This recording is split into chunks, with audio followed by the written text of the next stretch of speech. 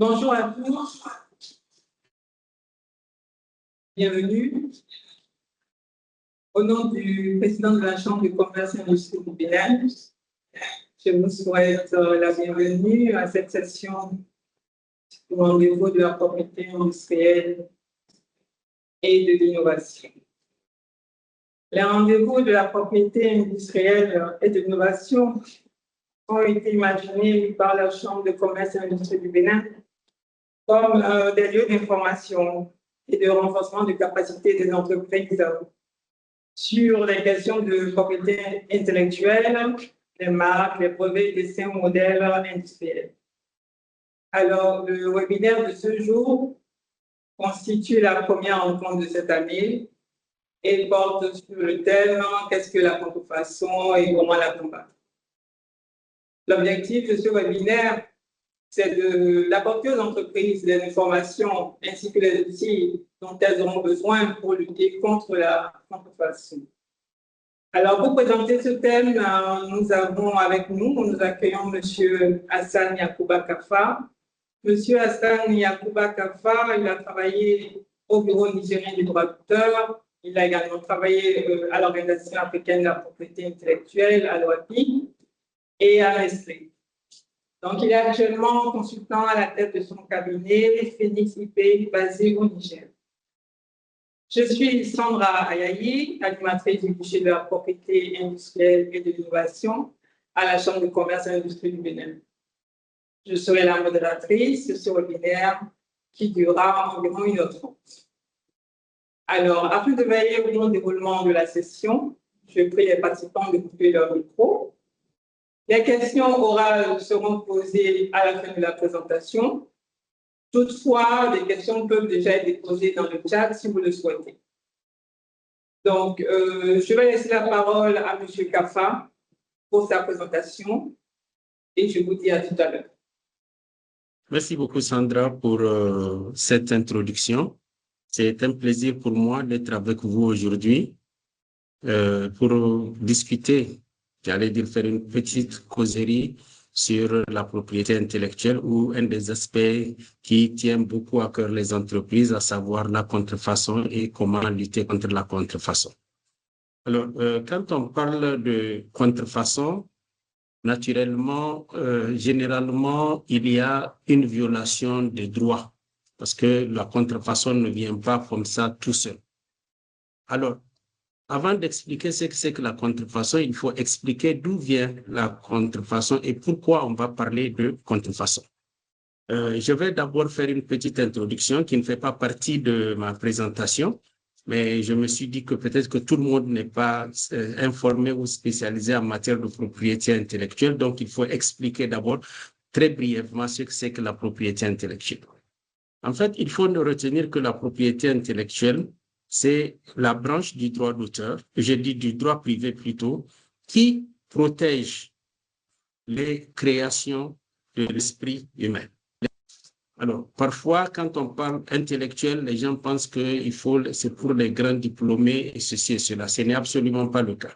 La propriété intellectuelle concerne aussi bien les bac plus 20 ou bac plus 15 que des gens qui n'ont jamais été à l'école ou des gens qui se débrouillent comme cela. Parce que tout simplement, la créativité humaine, ce n'est pas une affaire d'école ou ce n'est pas une affaire de diplôme. Et donc, la propriété intellectuelle se divise en deux branches principales. Et chaque branche principale a des sous-branches.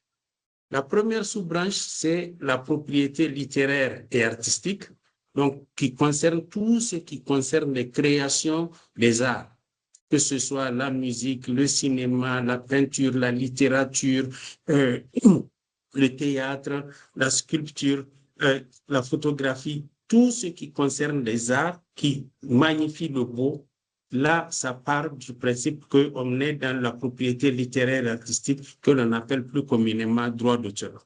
Mais ce n'est pas complet parce que normalement... Oui. Monsieur Kaffa, est-ce que vous m'entendez? Est-ce que vous pouvez me mettre votre présentation en diaporama, s'il vous plaît? Parce que ça, la lecture, pour faciliter la lecture.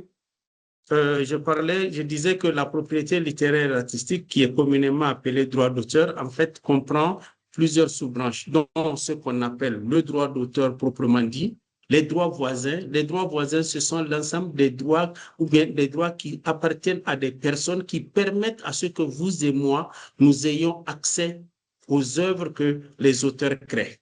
Et à côté de ces droits voisins, il y a d'autres nouveaux types de droits qui sont relativement en train d'être créés, notamment tout ce qui a trait au programme d'ordinateur, aux bases de données et tout ce qui concerne le numérique. La seconde grande branche de la propriété littéraire et de la propriété intellectuelle, et c'est cette branche qui nous intéresse beaucoup plus, vous qui êtes des entrepreneurs, c'est la propriété industrielle. La propriété industrielle aussi comprend plusieurs sous-branches, dont par exemple les brevets pour tout ce qui concerne donc les inventions. Les marques, c'est tout ce qui vous permet de commercialiser vos produits parce que chaque fois vous mettez un signe par lequel vous désignez et vous rattachez le produit que vous fabriquez et que vous commercialisez à vous. Les dessins modèles industriels, c'est-à-dire que les différents dessins que l'on fait ou bien les différents modèles que l'on crée et qui ont un aspect ornemental et qui sont, disons, esthétiques dans le domaine industriel. Il y a les non commerciaux, il y a les circuits intégrés, il y a les indications géographiques. Il y a beaucoup d'autres points comme ça, comme par exemple, même dans le domaine agricole où on parle des obtentions végétales.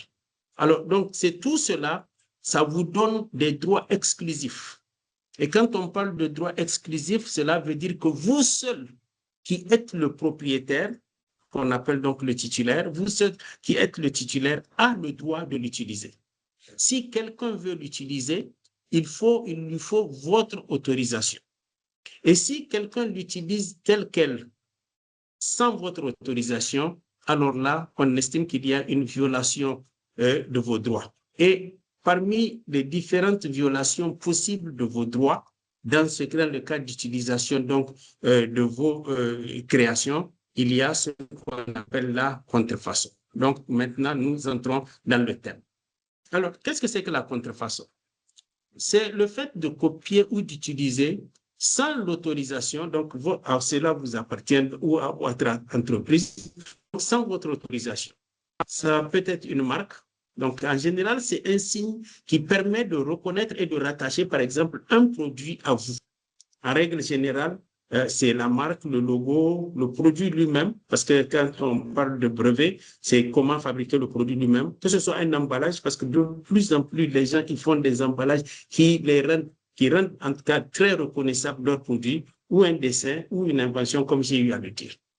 Le but, c'est toujours de tromper le client et de profiter aussi de tous les investissements que vous avez eu à faire pour promouvoir votre produit, pour promouvoir votre marque, et la personne justement reproduit tout et votre clientèle de bonne foi pense acheter vos produits ou prendre vos produits, mais malheureusement prendre d'autres produits. Et donc, c'est ça qu'on dit que le faux se fait passer pour le vrai. Alors, cette contrefaçon, pourquoi ça préoccupe et des institutions comme la Chambre de commerce et de l'industrie et les autorités et vous-même? Parce que c'est dangereux pour l'économie. Pour la simple et bonne raison que vous vous rendez compte que vous avez fait tout cet investissement de création, de promotion et de proximité de création des réseaux pour pouvoir écouler vos produits. Quelqu'un, justement, s'introduit dedans et peut-être même à moindre coût, et sûrement à moindre coût et à mauvaise qualité, très souvent, pour vendre. Non seulement donc ça détériore l'image que l'on a, parce que quelqu'un qui consomme votre produit et dit « Ah, ça vraiment, la dernière fois j'ai acheté le produit, c'était bon, mais cette fois-ci, c'est pas bon. » Donc, quand on pense qu'il n'y a pas de constance dans la qualité de vos produits, il va de soi que la clientèle est dessus et a tendance à chercher ailleurs.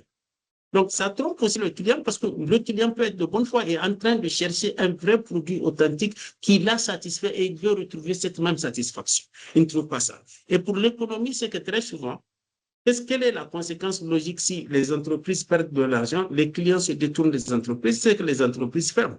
Et si une entreprise ferme, c'est d'abord moins de recettes fiscales pour l'État, moins d'emplois et donc moins de développement pour un pays. Et par ricochet, il y a beaucoup d'autres secteurs puisque une entreprise a des fournisseurs, a des clients et autre chose. Donc, tous ces gens-là vont aussi perdre.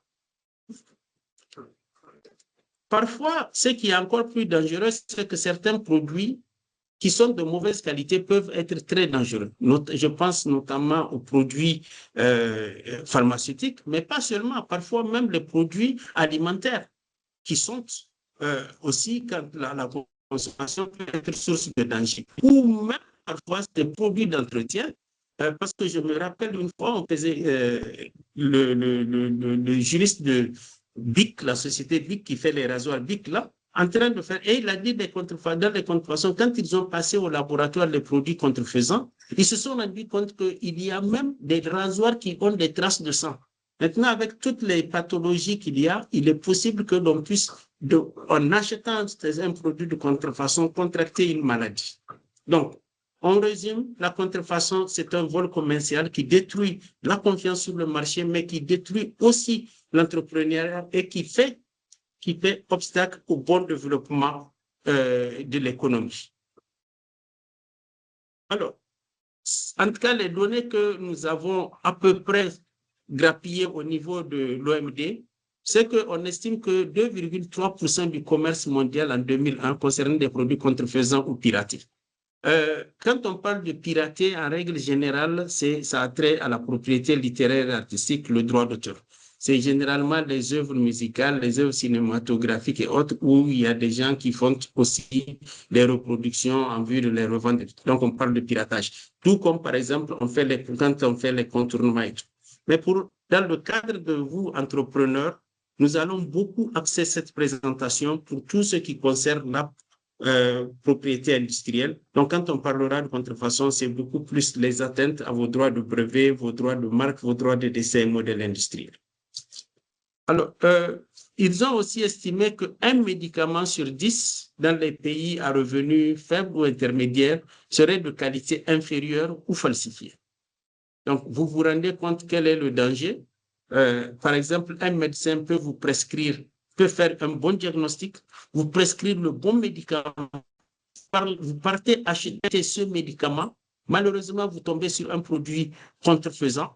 Donc, vous le consommez, ça ne vous guérit pas. Le médecin va croire que son premier diagnostic n'est pas bon. Il va peut-être essayer de vous faire autre chose. Or, vous n'avez pas besoin de ça, vous n'êtes juste pas tombé sur le bon produit. Et ce qui va se passer, c'est que malheureusement, vous allez devoir prendre encore d'autres médicaments. On ne sait pas quelles sont les interactions ou les conséquences possibles sur votre santé. Alors, quand on parle donc de tous ces droits-là, maintenant, où est-ce que vous pouvez avoir vos droits pour que justement vous soyez protégés? Il y a une organisation qui a été créée par un certain nombre de pays africains, dont le Bénin, qui s'appelle l'Organisation africaine de la propriété intellectuelle. Et un titre qui est délivré par l'OAPI et à une couverture régionale. C'est-à-dire qu'avec un seul titre de l'OAPI, vous avez votre protection au Bénin, mais vous l'avez dans aussi 16 autres pays. Les 16 autres pays se situent en Afrique de l'Ouest, en Afrique centrale et aux Comores. Le Comore aussi fait. Donc là, c'est complètement dans les îles. Bien. Maintenant, il faudrait que nous comprenions de quoi nous parlons. Parce que très souvent, les gens, on a parfois tendance à mélanger ou à ne pas très bien comprendre les différents termes. Alors, la contrefaçon, nous l'avons dit, consiste à reproduire, imiter ou utiliser et surtout commercialiser sans autorisation ainsi un emballage ou le design pour un produit protégé. Donc, là, le contrefacteur donc, exploite ou d'une sorte de parasitisme, donc, la réputation que vous avez eu à construire. Et il crée de la confusion pour que justement le client ne puisse pas le faire. Je voudrais ouvrir une petite parenthèse. Pourquoi on fait généralement cette confusion? Quand il y a la contrefaçon qui est le prix exact. Donc, dans ce cas-là, il n'y a pas de débat, comme on dit. Là, on parle directement de contrefaçon. Mais il y a aussi des imitations. Et pourquoi donc tout cela peut passer? C'est tout simplement parce que le consommateur estime qu'il est d'attention moyen. Vous et moi, si vous aimez par exemple une marque de yaourt, en général, vous pouvez garder le nom, mais si vous n'avez pas, tout le monde n'arrive pas à garder le nom. Donc, la personne va prendre ou va garder quelques signes distinctifs des couleurs ou un certain nombre d'alignements de couleurs ou de lignes. Et c'est ça qu'il a ce souvenir imprécis. Et donc, quand il va faire ses emplettes, c'est en fonction de ce souvenir imprécis qu'il va dire « Ah, c'est le produit que j'ai acheté la dernière fois, je le prends ». Et c'est justement là où on essaie, ceux qui ne font pas la contrefaçon directe, donc en copiant identiquement le visuel de quelqu'un, donc il fait un visuel qui est proche. Là, c'est là où on parle des look-alikers. Mais il y a aussi très souvent des cas où il n'y a pas de contrefaçon. Là, je vais procéder. Ce sont des produits importés et authentiques qui sont importés en dehors du circuit prévu. Là, c'est généralement le cas des entreprises, j'allais dire multinationales, qui sont basées dans plusieurs pays, plusieurs régions. Et selon la fiscalité et j'allais dire, les avantages sociaux que les États accordent selon les États, selon les besoins de leur population, parfois les prix peuvent notablement changer d'une région à une autre pour un même produit. Alors, disons que ça ressemble à quoi concrètement? D'abord, je parle de ce qui est concerné, donc les faux médicaments. Donc, il y a ces risques-là. Les pièces automobiles, il y a les risques d'accident. Les cosmétiques, même ça, c'est des produits d'entretien, donc la composition est inconnue, donc ça, c'est dangereux. Et les textiles. Sur ces textiles-là, peut-être que je prendrai un petit temps pour en parler parce que si vous avez eu à remarquer, il y a 2 à 3 décennies, l'ensemble des pays de l'Afrique de l'Ouest avaient des industries textiles. Aujourd'hui, pratiquement toutes ces industries ont été laminées et ont disparu.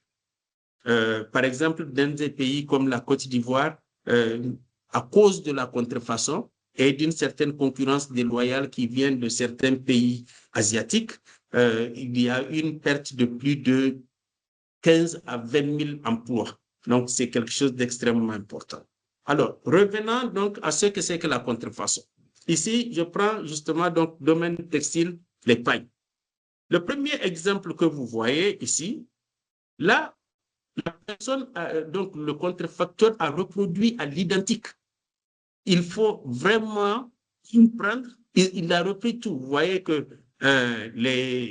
qu'ils mettent donc Uniwax, donc c'est juste l'emplacement et quelque peu la couleur qui diffère. Mais sinon, il a repris à l'identique et le dessin industriel et les logos et tout ce qui concerne les signes que l'entreprise met pour faire reconnaître ses produits par sa clé. Donc, vous comprenez que, par exemple, vous venez ici, Uniworks, lui, il va dire que lui, il vend, par exemple, à 15 000 francs les 3 pailles. Celui-ci, il fait de la contrefaçon, donc bas de gamme avec les couleurs qui vont vite déteindre. Qu'est-ce qui va se passer? Vous achetez, lui, il peut vendre ça à 7 000 ou à 8 000. Il n'a pas de problème, il n'a aucune perte. Le deuxième cas aussi, c'est toujours une contrefaçon. Là, c'est ça le produit authentique. Et là, vous allez voir qu'il y a, d'une certaine manière, une petite différence sur les logos qu'ils sont en train de mettre pour qu'on puisse le reconnaître. Donc, vous voyez qu'il y a une certaine différence. Par contre, le mot a été reproduit à l'identique. C'est juste la couleur qui change. Et vous savez que dans le domaine du textile aussi, quand quelqu'un dépose un modèle, il le fait en plusieurs couleurs. Et donc, bon, là, je crois que quand ils ont fait les saisies, ils n'ont pas eu cette couleur-là, mais c'est sous la couleur jaune qu'ils ont eu disons, à faire la saisie. Et donc, vous voyez ici, la personne, il a absolument tout repris. Mais il y a quelques différences. Voilà, vous voyez W. Là, vous voyez bien, il a fait BW. Mais imaginez un peu WWorks. Donc, regardez bien. Uniworks, là, il fait WWorks et puis BW.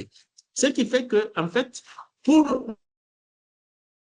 peut-être que ces logos-là, on peut penser qu'il a imité, mais c'est dans une intention frauduleuse de tromper. Donc, et malheureusement, là, ici, pour tout ce qui concerne c'est une reproduction identique. Donc, ici, dans ces deux cas, on va parler de contrefaçon. Ici, les imitations. Je vous ai dit dans un premier temps, donc, il y a des cas où on essaie de faire assembler le produit de telle manière que le consommateur d'attention moyenne soit trompé et il va acheter le produit qui imite. Donc, ici, on parle des cubes Maggi, poulet. Vous voyez que là, les principales, donc, l'œuf rouge sur fond jaune. À 4 branches, et il y a M pour Maggi. Et un poulet stylisé et avec les différents points bleus qui représentent les... En fait, ça représente plutôt des gouttes selon le concepteur. Maintenant, la personne prend exactement le même type de visuel. Vous allez voir donc, en haut, il y a toujours le rouge et en bas, donc le jaune. Donc, pour la couleur, c'est clair. Maintenant, il faut une étoile, non pas à 4 branches, mais à 5 branches. Et ils écrivent first choice. Et ensuite, maintenant, pour le poulet, vous voyez que la crête diffère. La crête est faite plutôt sous forme de couronne. Oui. Monsieur Kappa, excusez-moi, on ne voit pas, après les cubes, on ne voit plus à l'écran, en fait. On voit imitation, on ne voit pas clairement. Je n'ai pas bien entendu, vous dites? Voilà, donc tout à l'heure, on ne voyait plus les images de votre écran, mais là, c'est revenu maintenant. Donc, peut-être que c'est les affaires de la technique, parce que je suis toujours sur la même page, je n'ai fait aucune manœuvre. Oui, donc, c'est peut-être juste la qualité de la connexion, parfois, c'est pas stable. Je m'en excuse pour ça. Donc, je disais que pour le cas le produit imitant, donc, il a fait donc le haut en rouge, l'étoile non pas à 4 branches, mais une étoile quand même rouge, mais à 5 branches, et au milieu toujours une écriture rouge sur fond jaune, et il écrit choice, donc poulet. Et il reproduit le même poulet, donc juste en émettant quelques différences. Vous comprenez qu'un consommateur d'attention moyenne, excusez-moi, un consommateur d'attention moyenne va, s'il voit ce qu'il appelle first choice et puis le Maggi poulet là, il peut prendre le produit imitant pensant que c'est le produit d'origine. Alors, là, le cas de ce qu'on appelle une infiltration. Une infiltration, comme j'ai dit, c'est que le produit est authentique. Celui-ci, il est authentique.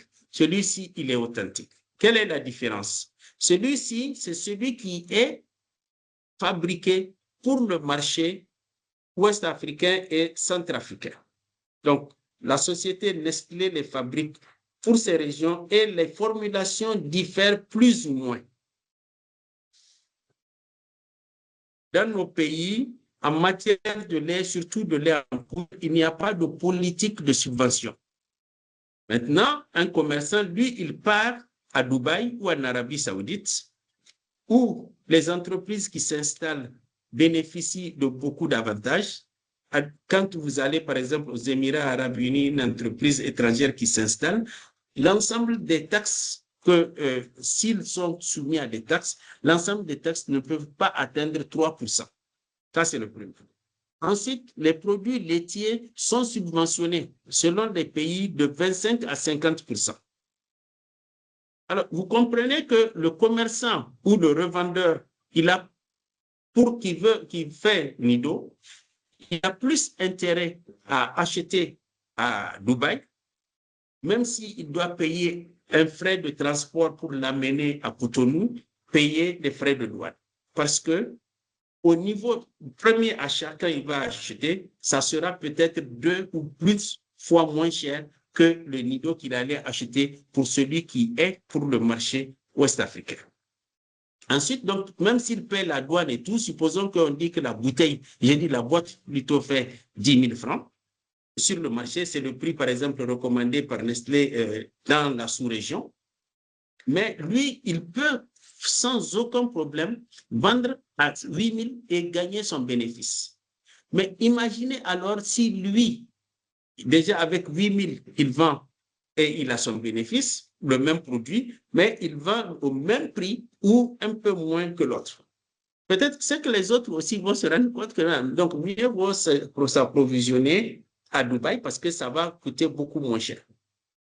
Ce n'est pas des produits de contrefaçon, mais ça perturbe complètement les réseaux de distribution et l'entreprise qui a été créée dans la région, par exemple au Bénin ou en Côte d'Ivoire ou au Ghana, qui paie les taxes, j'allais dire, de façon normale et qui n'a pas les subventions.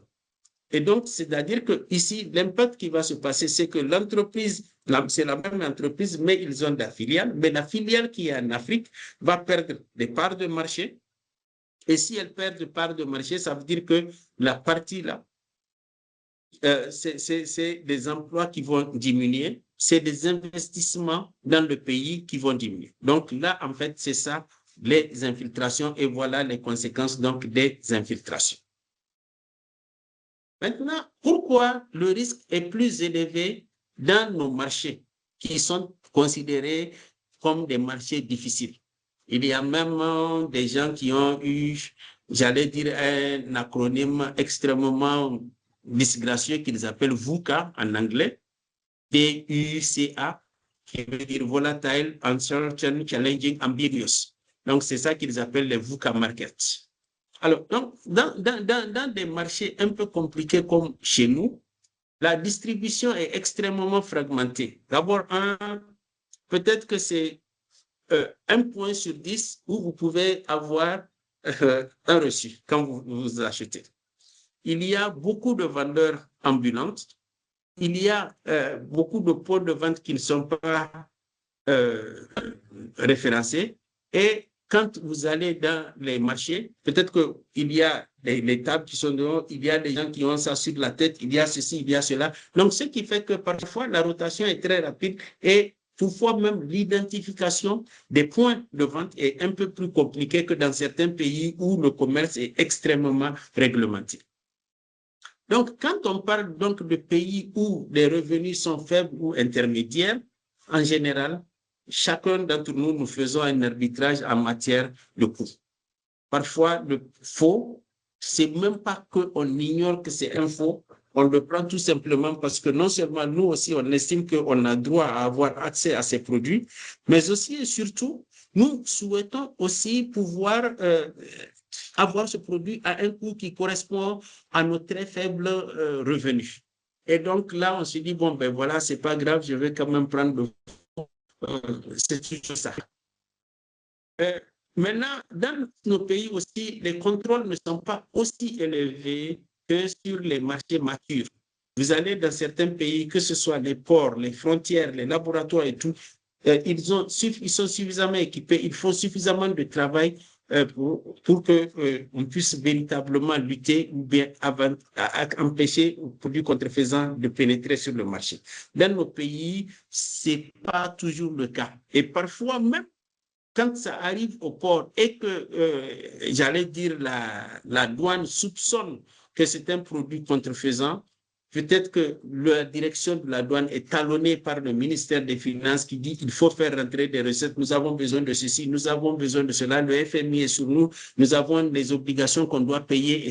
Donc, la personne, pour eux, ce qu'il y a pour l'argent, c'est de dédouaner et faire rentrer des fonds. Donc, vous comprenez un peu que c'est un peu compliqué. Et ici, sur les marchés, nos inspecteurs de commerce, donc le ministère qui est en charge du commerce, notamment la direction du commerce intérieur, n'a pas toujours tous les moyens de pouvoir disposer des ressources matérielles nécessaires pour pouvoir être sur les marchés, faire tous les contrôles qui devraient être normalement faits.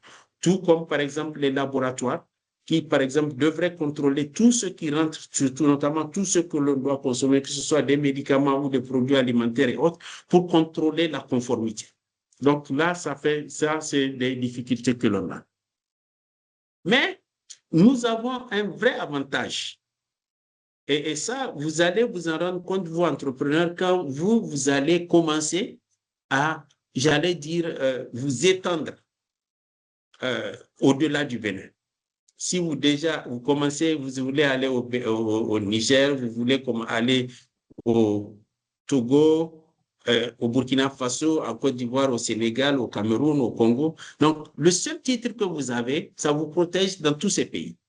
Mais En matière de contrefaçon, pour tout ce qui concerne la saisie, les différentes enquêtes ou l'action que vous allez engager au niveau de la justice, ça se gère dans votre pays, vous seul. Donc, s'il y a une contrefaçon dans 10 pays, vous allez engager l'action dans 10 pays et c'est vous qui le ferez. Donc, là, ça va être un peu compliqué, surtout pour une petite entreprise qui n'a pas beaucoup de moyens, parce qu'il ne faut pas se le cacher. La lutte contre la contrefaçon, parfois, ça nécessite des moyens. Donc, comme ça nécessite beaucoup de moyens et que l'on n'a pas beaucoup de moyens, il faut parfois être astucieux pour savoir quelle administration saisir pour justement, j'allais dire, impacter financièrement le moins possible votre entreprise. La conclusion, c'est que pour nous, il faut donc penser à prévenir, être sur le terrain et aussi mettre en place donc un partenariat public-privé et nous allons en venir. Sinon, et non pas le simple dépôt de marque. Mais le dépôt de marque, parfois, c'est aussi la première étape qui vous permet justement de pouvoir lutter efficacement contre la contrefaçon. Alors, bon, là, je vais passer. On a déjà parlé des coûts. On a fait à l'introduction, j'en avais déjà parlé. Donc là, je passe directement. Mais quand même, vous pouvez essayer de faire quelques petites recherches pour vous-même sur l'impact que la contrefaçon a eu dans le domaine du textile. Et ça, c'est un sujet qui est sensible pour un pays comme le Bénin qui développe, j'allais dire, une politique extrêmement ambitieuse en matière de textile. Donc, vous devez peut-être voir ça pour voir déjà l'impact que ça a eu dans d'autres pays pour éviter justement que le développement qui est en cours dans votre pays ne soit pas mis à mal par la contrefaçon et la concurrence déloyale. Alors, maintenant, comment se protéger? C'est-à-dire, avant même de lancer un produit, il faut choisir, par exemple, un bon signe qui est une bonne marque. Et le signe doit être distinctif. Et j'insiste particulièrement là-dessus. Je vous donne une petite illustration. Il s'agit d'une entreprise au Mali qui fait... le Soumbala, ça n'a pas de nom en français. Le Soumbala, c'est une sorte d'épice que l'on transforme pour donner beaucoup plus de goût, notamment de goût à nos sauces qui sont en feuilles ou bien certains types de poissons ou de viande. Donc, le Soumbala, qui est un nom, qui est le nom en Djoula, donc Bambara, du produit. La personne va à l'OAPI et dépose marque pour ce produit-là, Soumbala. L'OAPI enregistre, puisque l'OAPI fait son examen à l'époque, ce ne faisait pas un examen quand au fond, et il faisait son examen en français et en anglais. Parce qu'ils se sont dit que si on devait faire dans toutes les langues africaines, ils ne pourront pas s'en sortir. Dans toutes les langues africaines des pays membres, ils n'allaient pas s'en sortir. Donc, ils enregistrent. Un autre opérateur, lui, il prend un signe qui est distinctif pour Soumbala, mais quand il veut commercialiser son produit, il écrit le nom du produit Soumbala, ce qui est tout à fait normal puisque c'est le nom du produit. Et même en français, si vous prenez des ouvrages de cuisine africaine, vous allez voir qu'on va écrire Soumbala. Il n'écrit pas autre chose. Vous tapez Soumbala ou Soumbara, tapez sur Google, vous allez voir que ça va vous donner le nom que c'est une épice et autre chose de l'Afrique. Donc, quelqu'un qui prend un nom comme ça, il va de soi que n'importe qui pourrait l'utiliser. Et je crois que la dernière fois que j'étais au Bénin, il y a eu le même cas qu'on nous a soulevé, quelqu'un qui faisait je crois que c'est du savon et il l'appelait c'est coton. Sandra, je parle sous votre contrôle, je crois bien que c'est coton, non? Le nom de ce type de savon-là, je n'ai pas très bien retenu. Le savon noir, c'est le coton, oui, effectivement, c'est le nom. Voilà. Non, et la personne a utilisé son nom coton pour dire que c'est sa marque. Mais, vous ne pouvez pas prendre quelque chose qui appartient à la langue fond, donc à l'ensemble du Bénin, ça appartient à l'ensemble du Bénin pour dire que c'est pour vous. Parce que ça, c'est comme si vous réduisez la langue. Et là, donc, quand vous choisirez quelque chose, choisissez un savon ou bien un nom plutôt qui est extrêmement distinctif et qui permet justement, qui vous donne une protection beaucoup plus forte. En Afrique, il y a beaucoup de gens qui ont trouvé des noms qui sont extrêmement fantaisistes, arbitraires, qui ont été complètement inventés. Et là, ça permet d'aller. Ou à défaut, choisissez un nom qui n'a aucun rapport, même si ça existe un mot qui n'a aucun rapport, par exemple, avec le produit. En règle générale, les gens pensent très souvent à la fameuse pomme pour des produits électroniques.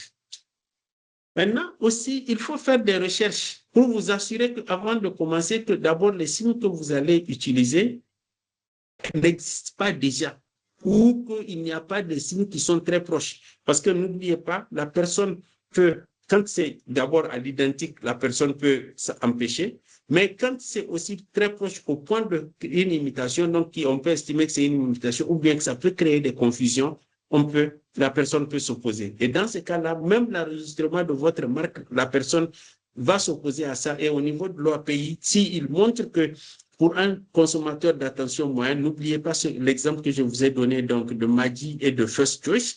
Donc, pour un consommateur d'attention moyenne, cela peut le tromper. On va dire que pour vous, on ne va pas enregistrer. Donc, essayez de chercher quelque chose. Donc, faites cette recherche-là, mais créez des choses qui soient extrêmement distinctives pour vous donner une protection très forte. Mais la seconde étape aussi, c'est de déposer très tôt, parfois même avant de commencer. N'attendez pas de commencer à mettre votre produit sur le marché, à le commercialiser, pour dire que c'est à ce moment que vous allez faire les procédures administratives d'enregistrement. D'abord, en matière de brevets, c'est extrêmement dangereux parce que si vous avez déjà commencé la commercialisation et après vous dites que vous allez faire le dépôt pour enregistrer, vous avez déjà perdu parce qu'il n'y a plus de nouveauté. Dès lors que vous avez mis ça à la disposition de tout le monde qui n'est pas tenu à un devoir de confidentialité, donc vous avez perdu.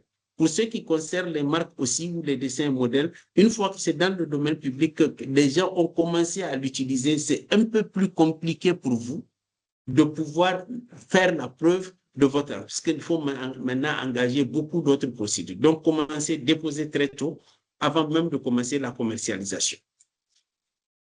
Et créer aussi des cadres, non les partenaires. Donc, tous ceux avec qui vous traitez, par exemple, les emballages, ce n'est pas vous qui les fabriquez.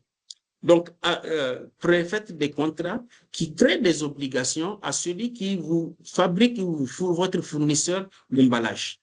C'est extrêmement important parce que parfois, les emballages, vous mettez des clés cachées, invisibles. En tout cas, bon, c'est pas que c'est invisible, mais quand on regarde le produit comme ça, sauf si on sait comment chercher et où chercher, on ne va pas voir les petits signes qui vous permettent donc de reprendre. Et c'est justement grâce à ces petits signes-là que vous reconnaissez. Parfois, très souvent, vos équipes de vente vont reconnaître les produits contrefaisants qui sont sur le marché.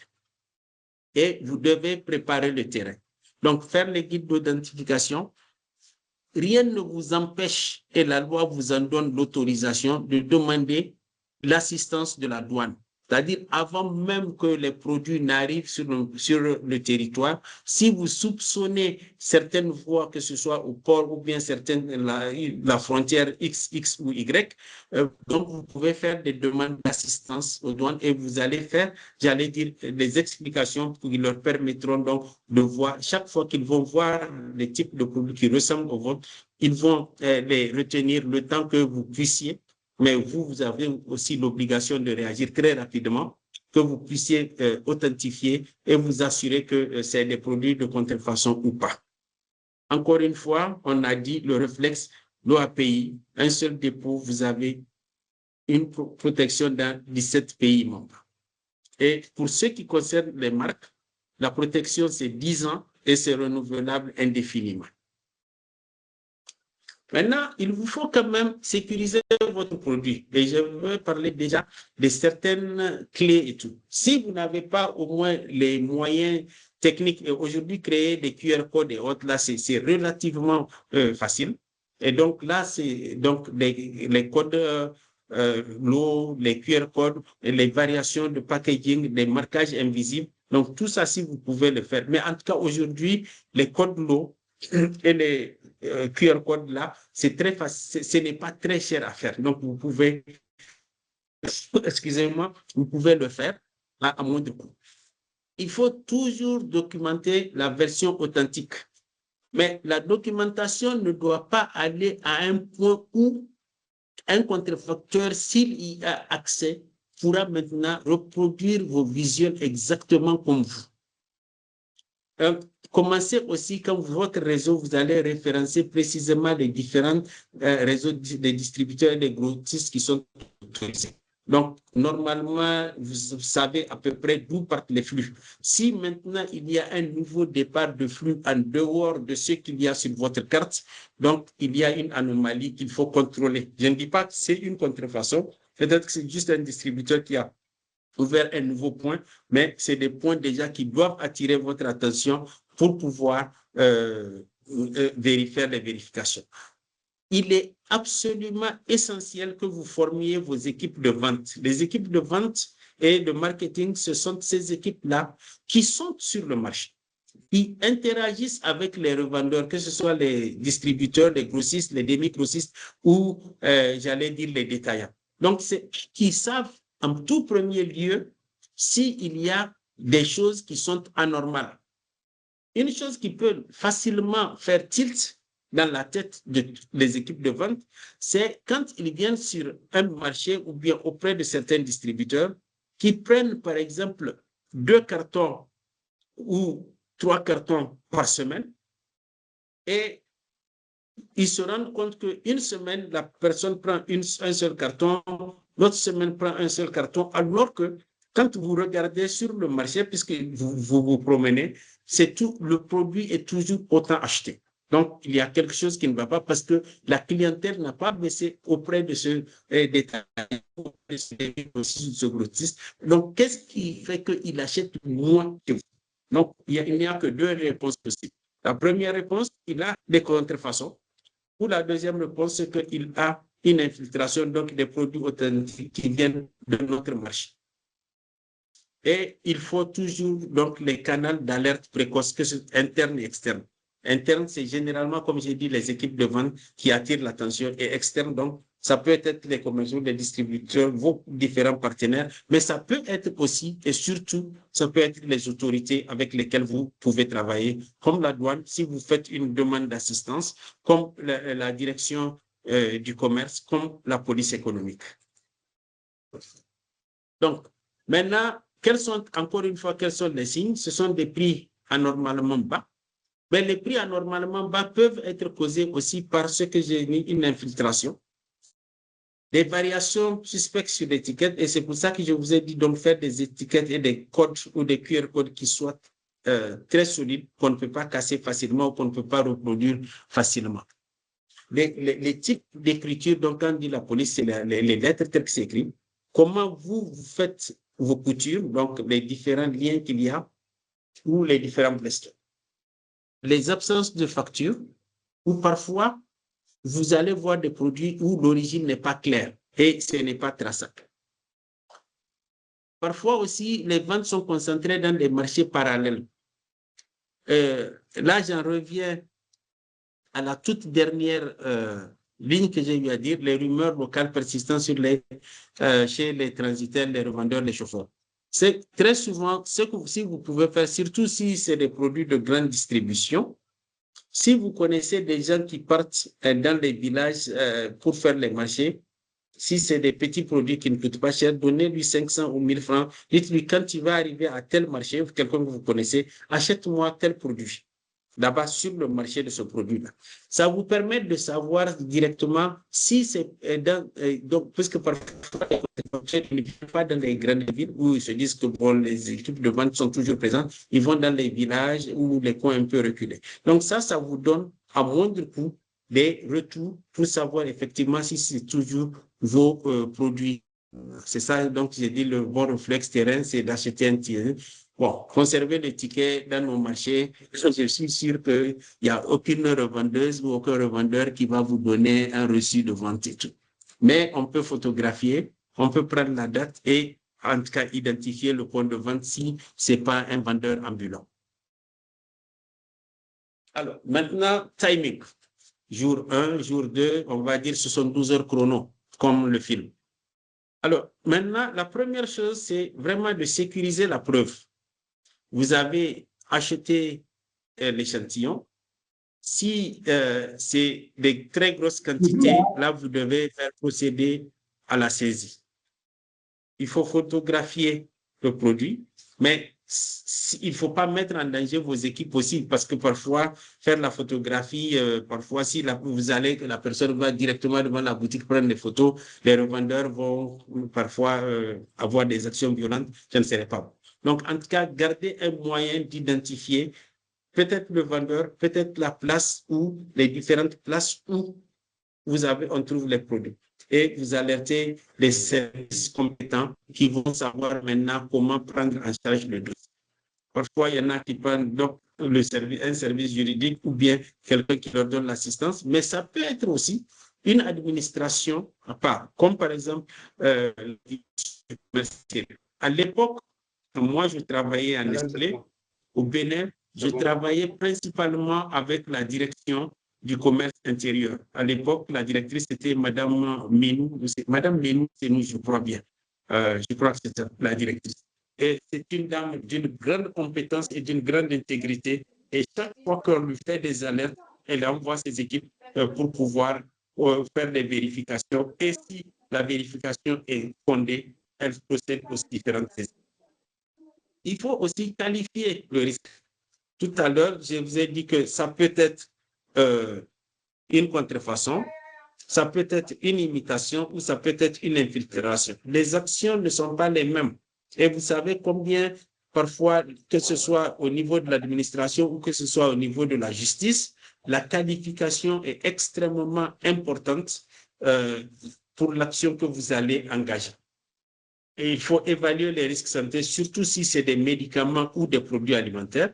Donc, identifier la zone et vous pouvez décider si une enquête privée est nécessaire, surtout si vous n'avez pas suffisamment de preuves et tout. Et si peut-être il faut faire des tests labo pour s'assurer de l'innocuité des produits. Parce que même si ce n'est pas votre produit, si c'est une contrefaçon, mais puisque ça a tous les éléments de votre produit, si ça a un risque de santé publique, il vaut mieux que vous vous en assuriez vite pour que vous avertissiez suffisamment à temps les autorités compétentes pour cela. Et ensuite, maintenant, 48 à 72 heures, c'est d'engager l'action. Ça peut être saisir un conseil. Encore une fois, j'insiste là-dessus. C'est des actions qui parfois sont assez chères. Les avocats, ce n'est pas donné. Les enquêtes, ce n'est pas donné. Donc, vous pouvez penser à faire certaines choses où vous avez l'administration qui doit normalement faire un certain nombre de choses gratuitement que vous pouvez donc vous référer à elle pour pouvoir le faire et faire le suivi. Donc, préparez donc ces dossiers justement pour les douanes, que ce soit la police économique ou le commerce. Et comme on parle de contrefaçon, surtout si c'est des produits qui ont des impacts sur la santé, il faut préparer la communication. Parce que si vous laissez passer la communication et que dans le public, on dit que vos produits maintenant sont très dangereux et que ceci et cela, alors que c'était les contrefaçons qui étaient dangereux, vous comprenez que c'est l'ensemble de votre business qui est mis en danger. Et là, ce ne serait pas une bonne chose. Enfin, vous allez identifier les différentes voies pour faire respecter vos droits, que ce soit une solution amiable, parce que parfois, si c'est une très bonne chose que vous avez saisi le produit, vous pouvez dire à la personne, bon, ben, voilà, on résout à l'amiable, moi, je saisis les produits, on procède à la destruction, donc je ne vais pas vous amener à la justice et tout. Mais vous allez signer un engagement que vous n'allez pas le faire, que vous allez me donner toutes les informations sur qui vous a vos sources d'approvisionnement. Donc, en tout cas, c'est à vous de voir. Donc, voilà les 112 heures chrono, ce que vous pouvez faire. Alors, quelle est la procédure type pour faire face à un produit de contrefaçon? Il y a donc le signalement, c'est-à-dire une alerte du marché ou d'un client ou d'un distributeur. Donc, ça veut dire qu'il y a problème. Donc, maintenant, vous faites les vérifications, vous faites la collecte de preuves, que ce soit les échantillons, les photos, les lieux, vous identifiez le vendeur et tout. Vous faites les analyses pour les comparaisons. Parce qu'il y a certaines contrefaçons, je puis vous assurer que même vos équipes de vente qui n'ont pas tous les éléments ne peuvent pas savoir, en tout cas en fonction de l'emballage seul, sans ouvrir le produit, que c'est une contrefaçon. Quand j'étais à Nestlé, nous avons eu exactement ce cas où quelqu'un c'était au Togo, qui ne connaissait pas. Et quand on a engagé l'action, au lieu d'appeler, il dit non, lui, il peut identifier. Et il a été identifié pour dire, ah non, non, ça, c'est nos produits. Alors que ce n'était pas les produits de Nestlé. Franchement, il a fallu 2 procédures judiciaires parce que Nestlé avait fait, donc ça veut dire que Nestlé a dit dans un premier temps que c'est notre. Or, la loi dit qu'il faut envoyer un sachant, pas n'importe qui. Le terme utilisé dans le langage juridique, on dit c'est le sachant que vous devez envoyer pour pouvoir faire l'identification et l'identification pour faire la comparaison. Donc, prenez la précaution de savoir qui vous allez envoyer et les personnes que vous envoyez doivent véritablement connaître vos produits et connaître exactement toutes les clés de reconnaissance de vos produits. Et en fonction de ça, maintenant, vous avez tous ces éléments, vous allez décider de la voie la plus efficace à choisir, que ce soit la voie amiable, la voie douanière ou réglementaire ou la voie judiciaire, civile, pénale. Donc, vous avez ces différentes voies que vous pouvez. Maintenant, si vous devez travailler avec les autorités, quelle autorité fait quoi? Si c'est la douane, vous faites une demande d'assistance à la douane. Et comme encore une fois, j'insiste, chacun a le droit de demander à la douane de l'aider. Seulement, la personne va faire la preuve et donner dans un document, dans cette demande d'assistance, les éléments qui permettent à la douane de savoir exactement quels sont ces produits ou s'ils ont des... Au moins que la douane puisse se dire, ah, ça ne répond pas exactement à ce qu'ils nous ont dit. Donc, nous appelons l'entreprise qui va envoyer son sachant pour pouvoir nous identifier et dire que si c'est un produit authentique ou pas. Et parfois même, vous devez donner à la douane, si vous faites des importations, vous êtes une grande entreprise, vous faites les importations vous-même, donc vous allez donner donc les bateaux et les codes, les dates susceptibles où les produits vont venir. Donc tout ce qui est en dehors de ces cas, et quand j'étais à Nestlé, c'est exactement ce que je faisais avec les douanes, tout ce qui est en dehors de ces cas, la douane nous informe, ah, voilà des produits qui ressemblent aux vôtres, ça ne fait pas partie des entrées, des dates et des bateaux que vous avez dit qu'ils vont venir. Qu'est-ce qu'on fait? Donc, on envoie rapidement quelqu'un pour faire les vérifications. Si c'est des produits de contrefaçon, on demande qu'on fasse la retenue le temps que l'on commence la procédure judiciaire. Si c'est des produits d'infiltration, donc authentique, là, c'est vraiment, on ne peut pas au niveau de la douane faire une retenue parce qu'il n'y a pas d'atteinte, mais on peut engager d'autres types d'actions. Maintenant, vous pouvez aussi, au niveau de la police économique et de la gendarmerie, pour enquêter sur les différents réseaux. Le commerce, c'est la même chose, c'est contrôler les marchés, parce que la douane, ça bloque à l'entrée. La police et la gendarmerie, c'est l'enquête sur tout le pays, comment la distribution se fait. Maintenant, les distributions se font dans les marchés. Donc là, c'est le commerce. Ils vont voir sur les marchés et eux, ils peuvent aller même sur les étals retirer des produits de contrefaçon. Laboratoire et santé, c'est juste de qualifier rapidement le risque si ça touche à la santé publique et la justice. Donc, vous allez sécuriser les preuves et la justice va ordonner les mesures provisoires. Donc, justement, la saisie provisoire, la conservation et tout ça, et pour sanctionner et donner aussi les dommages, etc. Ce qui est extrêmement important ici, partout vous allez voir, il y a l'information qui est utile. Donc, partagez les informations utiles avec les administrations utiles qui peuvent vous permettre donc des informations exploitables et qui sont rapidement vérifiables, donc qui leur permettent d'agir avec efficacité. Bon, là, c'est pas vraiment pour une petite entreprise. Une petite entreprise va juste adapter. Peut-être que ça doit être le chef de l'entreprise avec ses vendeurs et ils vont faire leur série de liste. Mais si c'est une grande entreprise, donc on peut faire allouer un budget, donc faire l'arbitrage pour allouer un budget et mettre les relations institutionnelles, c'est-à-dire établir des relations avec la douane, établir les relations avec la police économique, la gendarmerie, avec le commerce intérieur et tout ça. Donc, s'ils ont un juriste ou bien s'ils ont un conseil externe, donc pour faire les différentes qualifications, l'entreprise, donc les services techniques notamment au niveau de la production et des emballages et tout, donc pour faire les authentifications. Les services commerciaux qui peuvent maintenant, qui sont sur le marché, qui font la cartographie terrain, pour pouvoir lancer les alertes précoces, faire les différentes corrections. Et la cellule communication aussi, en cas de cas, pour éviter qu'il y ait une atteinte à votre réputation, donc pour faire comment adresser les situations tendues. Donc, on peut faire un tableau de bord et vous pouvez, au fur et à mesure, allonger ce tableau de bord. Vous avez une vraie carte. Donc, vous avez les incidents qui ont été détectés, où ça a été détecté. Au fur et à mesure, vous allez avoir les points qu'il faut contrôler le plus. Là, c'est des données que vous avez. Le temps d'escalade, donc du signalement à l'action, le temps que ça a pris pour pouvoir prendre des mesures correctives et d'amélioration pour raccourcir le plus possible. Le taux de confirmation, donc, vous allez vous rendre compte si maintenant vos alertes, là, les équipes font véritablement de bonnes alertes, parce que plus il y a de confirmation, plus ça veut dire que vos équipes sont très bien formées.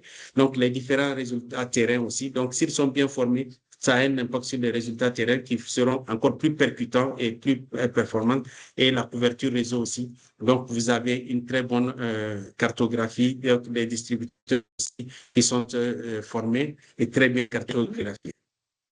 Alors, on ne peut pas parler, faire une présentation sur la contrefaçon en relation avec la Chambre de commerce et d'industrie sans faire des recommandations aux autorités publiques.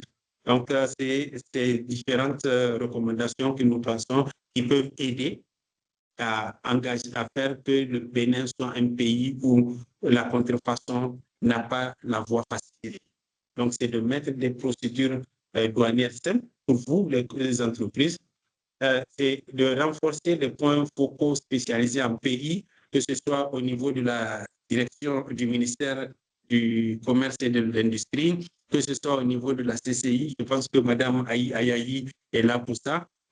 Si au niveau de vous-même aussi, parce que parfois, je l'ai dit, ça coûte un peu cher, donc une entreprise ne peut pas tout le faire, mais en groupe, je pense que vous pouvez quand même, la Chambre, sous le contrôle de la CCI, c'est des choses qui sont possibles.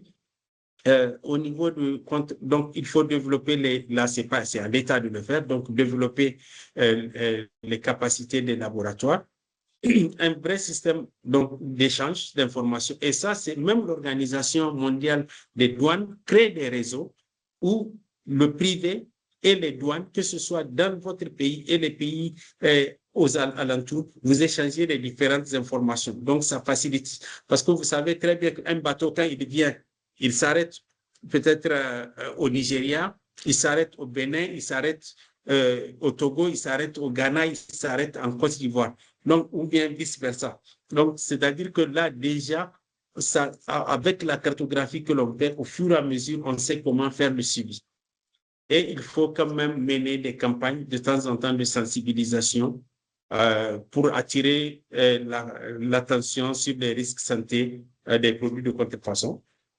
Quand je dis risque santé, même les pièces automobiles, c'est risque santé parce que quand vous avez un accident, que vous êtes blessé gravement ou mortellement, ça, c'est votre santé qui est détériorée et tout ça. Donc, la sécurité des emplois, plus il y a de contrefaçon dans un pays, moins il y a d'entreprises qui performent, donc il y a moins d'emplois.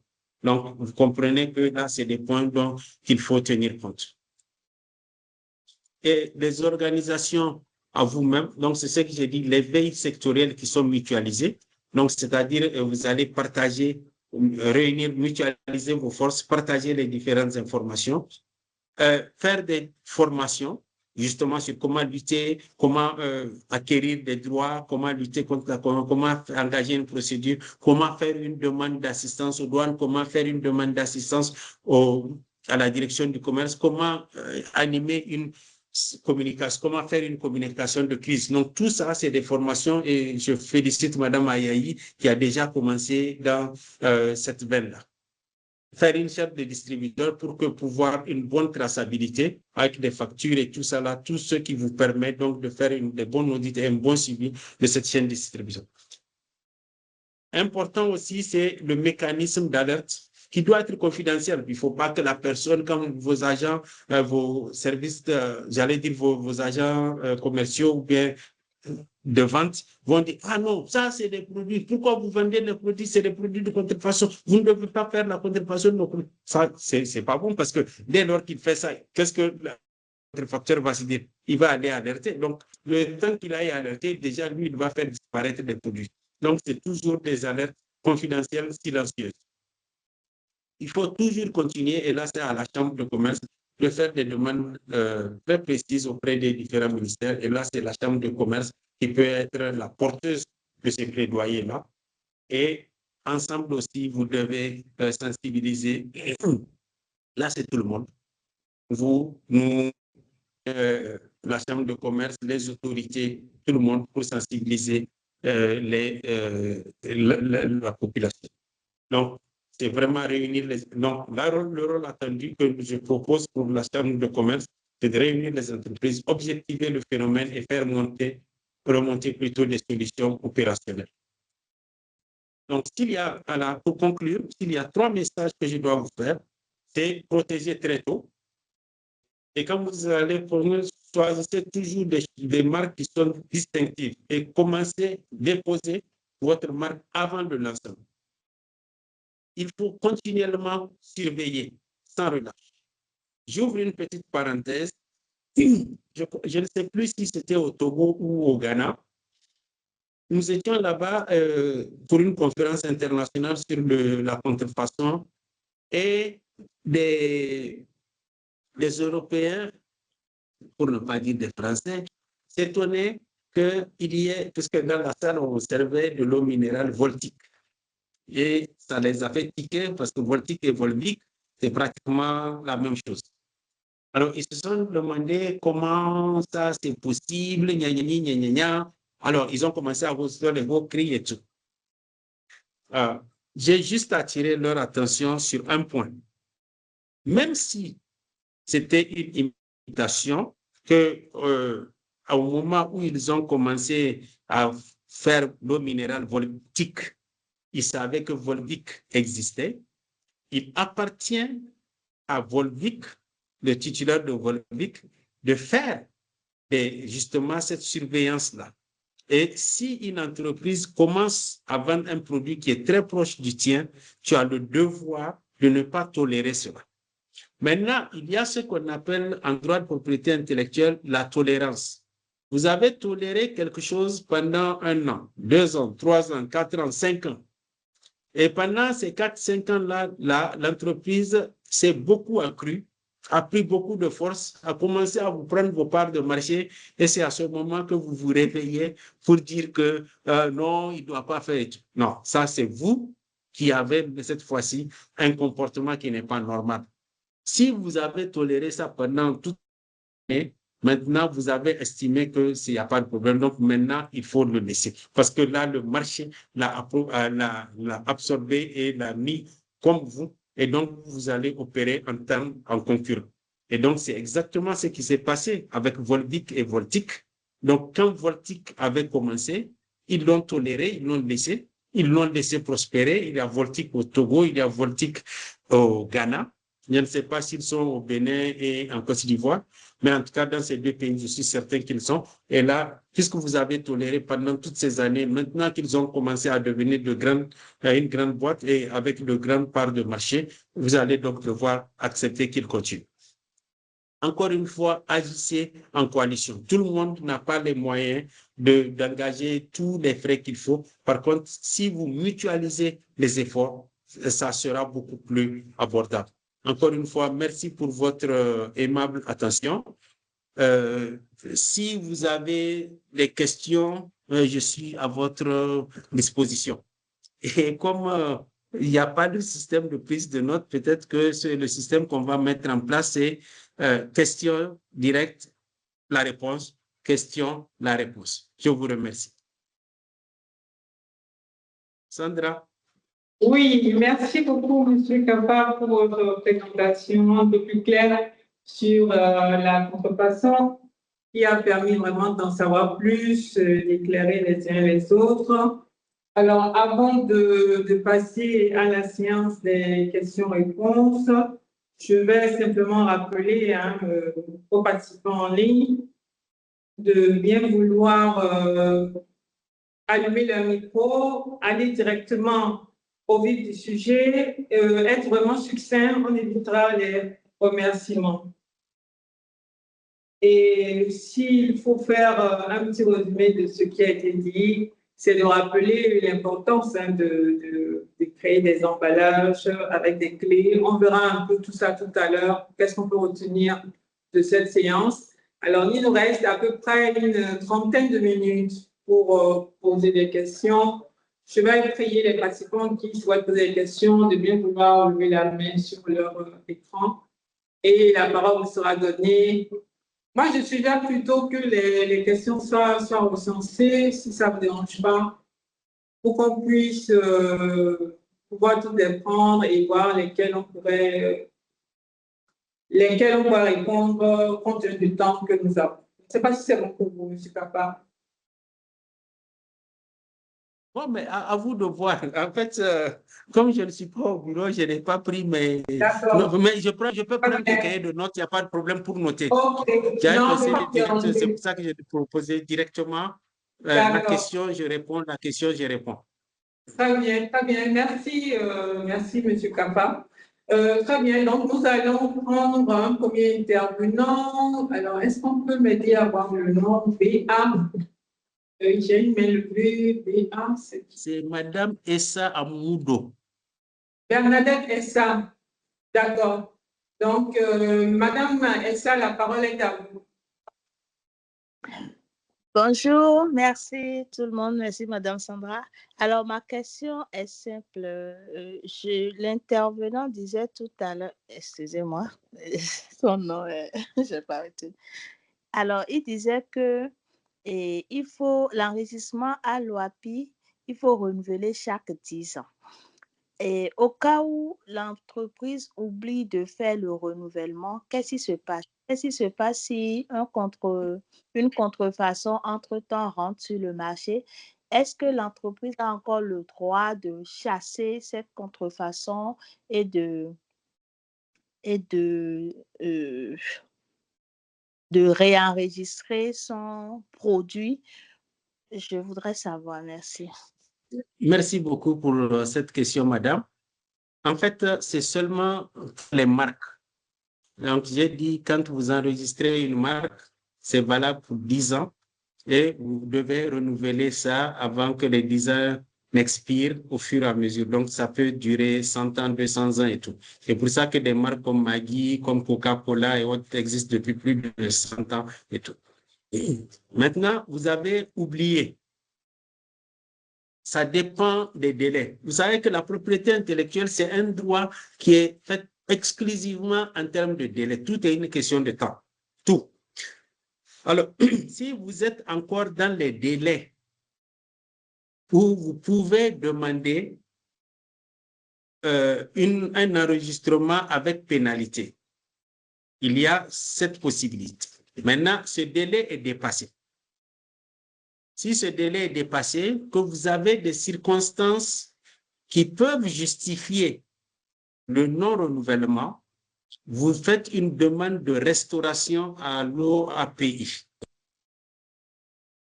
L'OAPI va examiner les explications que vous avez données. Si les explications sont pertinentes, l'OAPI vous autorise à renouveler. Maintenant, et là même ça, vous avez un certain délai. Mais si le délai là aussi est complètement dépassé, la seule chose que vous pouvez faire, c'est de penser à faire un nouveau dépôt, une nouvelle demande d'enregistrement. Mais entre-temps, qu'est-ce qui s'est passé? Quelqu'un a reproduit à l'identique votre marque. Donc là, normalement, il y a une contrefaçon. Mais dans notre système, qui est différent du système anglo-saxon, dont leur droit est complètement orienté business, où l'enregistrement n'est pas indispensable. Je parle du système anglo-saxon. pour maintenant dire que je revendique des droits sur ma marque. Donc, vous, votre marque est partie, vous ne pouvez pas parler de contrefaçon puisqu'il n'y a plus de marque. Mais ça ne veut pas dire que vous êtes démunis. J'ai parlé à mes débuts, quand je parlais d'imitation et tout ça, j'ai parlé de concurrence déloyale. J'ai parlé de parasitisme. Donc, c'est autant d'actions que vous pouvez engager contre cette personne. Et vous pouvez même ajouter à cela ce qu'on appelle le trouble commercial que la personne vous cause. Mais c'est des actions qui sont relativement un peu plus compliquées qu'une action en contrefaçon où vous faites la preuve de vos droits, le juge automatiquement délivre une ordonnance de saisie et de saisie-conservation. Donc, vous comprenez qu'il vaut mieux ne pas le faire. Maintenant, comment faire pour ne pas oublier? Vous pouvez avoir des systèmes d'alerte où vous avez un tableau qui vous alerte vos différentes marques et le temps que ça arrive à échéance. Surtout que vous avez la possibilité d'introduire votre demande de renouvellement 3 mois avant même le délai d'expiration. Et donc, peut-être 3 à 6 mois après, vous pouvez faire encore le renouvellement, mais avec pénalité. Donc, vous comprenez un peu ce que vous avez, ces différentes possibilités. Voilà ce que je peux vous dire à ce sujet, madame. Merci, M. Kappa. Madame Elsa, est-ce que vous avez obtenu satisfaction à votre question? Oui, Madame Sandrine. Merci beaucoup, M. Kappa. À votre service, madame. Merci. Est-ce qu'il y a d'autres questions en ligne? Laissez-moi regarder dans le chat. Alors, j'attire votre attention sur l'enquête de satisfaction dont le lien a déjà été envoyé dans le chat. Vous avez la possibilité de penser à y répondre. Alors, en attendant que d'autres participants peut-être j'ai une autre question de M. Degla, David. J'arrive pas bien à lire. Alors, M. Degla, on veut poser sa question, mais nous avons une question dans le chat. Un médicament sur 10 peut être de bonne qualité dans les pays à revenus faibles. Lorsque nous prenons le cas des comprimés paracétamol sur le marché, dans les pharmacies, on a plusieurs types de para. Que fait la Chambre de commerce pour garantir aux consommateurs la qualité des différents types de paracétamol vendus dans les officines? Voilà la question. Il est vrai que l'acquisition des produits pharmaceutiques passe par un processus structuré, et vous avez bien fait de le rappeler, puisqu'il existe des structures justement par lesquelles des grossistes aujourd'hui au Bénin, n'importe quelle pharmacie ne peut plus acheter directement les produits qu'elle vend. Il y a un circuit, il y a un distributeur qui a été identifié par l'État béninois, et c'est à travers ce distributeur que toutes les pharmacies doivent passer pour s'approvisionner en médicaments et autres produits. Donc, je vais répondre de cette manière à la question. Je n'ai plus le nom exact là tout de suite de la structure qui s'en occupe, mais c'est une autre structure, c'est une structure identifiée par l'État béninois qui s'assure justement de la qualité des produits médicamenteux qui sont sur le territoire national. Alors, Monsieur David, je pense, il y avait Monsieur David, je crois qu'il y avait une question. Exactement. Monsieur Ocho, alors en attendant que le Monsieur Ocho nous mène. Allô? Oui, Monsieur Ocho, nous vous écoutons. Bonjour. Oui, bonjour. Merci beaucoup pour votre présentation. En fait, j'aimerais savoir si nous savons très bien que la contrefaçon aujourd'hui est tellement récurrente. Et est-ce qu'il y a la possibilité du type, bon, toi, telle entreprise qui veut utiliser une partie de mes marques, bon, voilà, sur ta vente, je percevrai 10% ou bien 15% de ce que tu vas générer comme bénéfice. Et là, on s'entend sur ça, et puis tu peux toutefois utiliser mes marques ou bien mes insignes ou ton trafic. Est-ce que cela est possible? Est-ce que vous pouvez reformuler votre question? Je ne suis pas sûre, mais M. Kaffa, vous avez compris la question? Non seulement je n'ai pas compris, mais je n'ai pas bien entendu, puis ça coupait. C'est ça que j'allais lui dire. Ah, ok. Voilà, M. Arthur, veuillez reformuler votre question, s'il vous plaît. Oui, je disais On parlait de marge. qu'aujourd'hui, la contrefaçon dans le domaine commercial est tellement récurrente. Et moi, je disais que est-ce qu'il y a la possibilité que l'entreprise qui veut utiliser, par exemple, un insigne de ma société ou bien une partie de ma marque, je suppose, je lui dis, OK, je suis d'accord, mais sur condition que je percevrai 10% ou bien 15% de ce que ton chiffre d'affaires va générer. En fait, pas du trafic. Donc là, on s'entend sur ça, il y a sur accord commun. Et là, à chaque fois qu'il génère du trafic avec ma marque, vous voyez, je perçois les 20% ou bien les 15%. Est-ce possible que cela se passe? Oui, je réponds massivement oui. C'est ce qu'on appelle un accord de licence en droit. Et effectivement, en fait, n'oubliez pas que, comme je vous ai dit, les droits de propriété intellectuelle, c'est des droits privés et c'est des sortes de monopoles que vous avez. Puisque quand on dit droit exclusif, vous seul êtes en droit de l'utiliser. Maintenant, pour que quelqu'un puisse l'utiliser qui est intéressé, la personne doit demander votre autorisation. Et généralement, vous discutez des différentes conditions sur lesquelles la personne pourrait utiliser votre. Et il y a ce qu'on appelle le contrat de licence. Et vous le voyez d'ailleurs partout, hein, non seulement au niveau des brasseries, il y a beaucoup de choses où vous allez voir même au Bénin, où ce n'est pas l'entreprise elle-même qui est titulaire, qui est en train d'exploiter la marque dans le pays, mais c'est pour quelqu'un d'autre. Mais la personne lui donne l'autorisation de le faire. Donc là, c'est ce qu'on appelle un contrat de licence. Ce contrat de licence, c'est de deux types. Ça peut être un contrat exclusif. Donc, si, par exemple, vous donnez un contrat exclusif à quelqu'un, vous êtes au Bénin, lui, il est au Togo, c'est-à-dire, il peut exploiter votre marque au Togo, lui seul peut l'exploiter. Vous-même qui êtes le propriétaire, vous ne pouvez pas exploiter au Togo. Si vous amenez au Togo, il va saisir et il peut vous poursuivre. Ça, c'est ça le contrat exclusif. Maintenant, si le contrat n'est pas exclusif, ça veut dire que vous pouvez lui donner à lui de faire au Togo une partie du Togo. Vous pouvez donner à quelqu'un d'autre de faire une autre partie du Togo. Donc, quelqu'un fait le sud du Togo, quelqu'un d'autre va faire le nord du Togo. Ça, c'est ça la licence non exclusive. Mais c'est exactement possible. Donc, c'est ça à peu près la réponse à la question. Je vois Africa Golden Market qui a... Bonjour. Est-ce qu'on peut breveter un site web ou une application? Alors, un site web, dans notre droit, on estime que c'est protégé par le droit d'auteur. Donc, le simple fait, le droit d'auteur, les formalités de protection sont moins, j'allais dire, rigoureuses qu'en matière de propriété industrielle. Donc, la simple création vous donne droit à la protection, mais il serait quand même bien de faire la déclaration et la description au niveau de l'autorité compétente. Maintenant, pour ce qui concerne une application a des aspects techniques. Donc là, il est possible, selon le degré de sophistication et d'inventivité, qu'il puisse être protégé par brevet.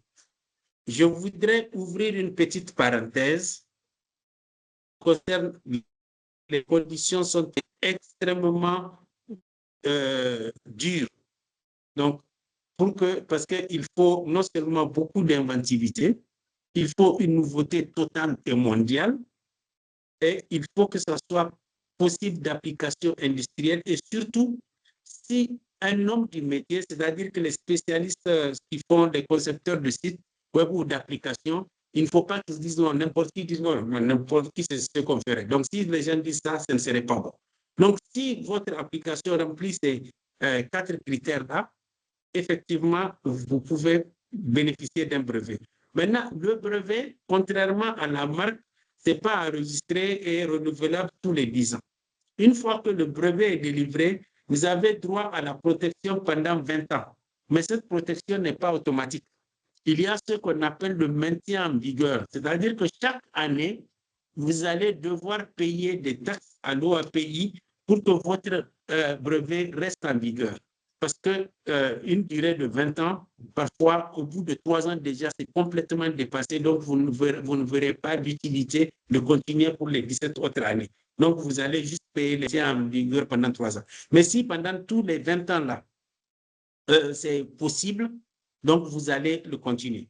Maintenant, toujours en matière de brevet et de durée, en matière de médicaments, parfois, la durée de 20 ans peut être dépassée.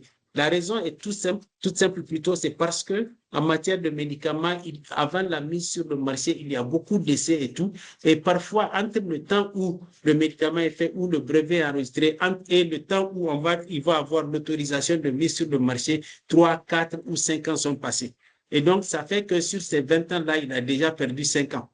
Et là, donc, s'il peut faire la preuve et tout, il va justifier et l'autorité va décider si oui ou non, je lui donne aussi un délai supplémentaire. Alors, je vois encore une autre question. J'ai été satisfait. Ma préoccupation est juste de savoir s'il y a possibilité d'avoir le bon, là, c'est une question qui est adressée à Mme Ayayi. Mme Ayayi, c'est pour vous cette question-là. Elle dispose de ma présentation, le reste, c'est la CCI qui gère. Oui, rassurez-vous, c'est pour ça qu'il y a une inscription, les personnes qui sont inscrites vont recevoir la présentation. Donc, en attendant qu'il y ait d'autres questions, moi, j'aurais une question pour vous, M. Kaffa. Qu'est-ce que vous pensez des entreprises qui régulièrement changent le design, la couleur, enfin, le format du produit? Est-ce que c'est finalement une bonne stratégie pour décourager les autres entreprises en fait, qui sont dans la contrefaçon? Dans la mesure où, en changeant régulièrement le package, on se dit, ça peut être le package d'un produit, ou comme on le voit peut-être dans les pagnes, on change régulièrement de collection. On se dit que voilà, on prend une avance sur tous ces imitateurs. Est-ce que c'est vraiment une stratégie que vous recommandez? Qu'est-ce que vous en pensez? Il faut maintenant préciser. Normalement, c'est une très bonne chose, si vous pouvez. Mais dans les différents changements que vous faites, il y a des choses qui doivent, de base, qui doivent rester statiques, en tout cas qui ne doivent pas changer. La marque, si c'est une marque, le signe qui est utilisé comme marque doit être toujours identifiable tel quel. C'est-à-dire, si la marque c'est CAFA, vous ne devez pas changer de fa. Vous pouvez écrire CAFA peut-être aujourd'hui en bleu, demain en rouge, demain en violet, ainsi de suite. Mais vous ne devez pas changer le nom tel quel. Maintenant, le visuel autour, vous pouvez le changer sans que ça n'impacte cela. Donc là, sur ce plan-là, vous avez, en fait, vous dites que ici, ce trimestre-là, voilà ce qu'on a fait. Si vous connaissez déjà comment se fait la distribution de vos produits, vous savez qu'au bout de 2-3 mois, c'est fini. Donc, normalement, premier trimestre, j'ai fait. Le deuxième trimestre, je passe à l'autre. Donc, ils ne peuvent pas cohabiter ensemble plus de 2 mois avant que l'autre là soit complètement épuisé, ainsi de suite. Donc, ça vous permet de faire un suivi. Mais la marque ou le signe qui était enregistré comme marque telle qu'elle ne doit pas changer. Tant que ça ne change pas, il n'y a pas de problème. Vous avez parlé de collection. Les collections sont sous un autre régime. En général, les collections, que ce soit dans le domaine du textile, que ce soit dans le domaine de la haute couture, que ce soit dans le domaine de certains types de créations, là, ce sont des créations, j'allais dire, esthétiques. Et encore une fois, j'ai insisté, les créations esthétiques peuvent être protégées en matière de propriété industrielle que par les dessins et modèles industriels. Ou alors par le droit d'auteur. Le droit d'auteur, encore une fois, la protection est quasi automatique, même si par la suite, pour des questions de preuve, vous devez faire des formalités. Mais ça vous donne une protection qui est beaucoup plus longue et qui est beaucoup plus simple à avoir. Si c'est par le biais des dessins et modèles industriels, effectivement, là, ça passe. Maintenant, j'ouvre une parenthèse. Par exemple, en Europe, l'industrie de l'habillement et de la mode, on sait que c'est constant et ça fait pratiquement toutes les saisons, je pense que c'est tous les 3 mois ou tous les 4 mois, on fait de nouvelles collections et tout. Alors, ils ont dans leur législation quelque chose qui a trait j'allais dire, au dessin et modèles non enregistrés. Mais du fait que ce soit les collections, c'est protégé. Donc, ça donne le côté. Mais ça n'existe pas dans notre législation. Par contre, dans notre législation ou API, il y a le système de la double protection qui existe. La protection par le biais des dessins ou modèles industriels et la protection par le biais du droit d'auteur. Alors, quelqu'un demande maintenant, est-ce qu'on peut breveter le code source des interfaces d'une application web? Bon, peut-être que vous n'avez pas suivi la réponse que j'ai donnée il y a tout à l'heure, Africa Golden Market. J'ai parlé donc pour tout ce qui concerne ces codes sources, ces interfaces d'application, tout dépend du niveau d'inventivité, du niveau de nouveauté et d'application industrielle possible. Donc, si ça remplit tous les 4 critères que j'ai eu à expliquer, effectivement, c'est possible d'être breveté. Maintenant, si ça ne l'est pas et que ça a quand même une originalité qui est claire que l'on peut documenter et que l'on peut prouver, vous pouvez bénéficier au moins de la protection par le droit d'auteur. Bon, Sandra a éteint sa vidéo. Moi, je n'ai pas pu allumer ma... Donc, mais voilà, Sandra, je ne vois pas d'autres questions. Oui, moi non plus, je n'en vois pas. S'il n'y a pas d'autres questions, vous pouvez activer votre vidéo. Je crois que vous avez la main. Non, j'ai essayé d'allumer, c'est pas possible. Comment, mais si activé sur la caméra, vous verrez, pour que les participants puissent... c'est vrai que ce n'est pas activé, mais je crois que ça marche maintenant. Vous avez essayé à nouveau? Non, j'ai essayé. Moi-même, j'avais voulu quand même que ma caméra, au moins, ne serait-ce que quelques minutes pour qu'on puisse se voir. Mais là, je ne vois pas. Attendez un instant, on va voir avec les services de...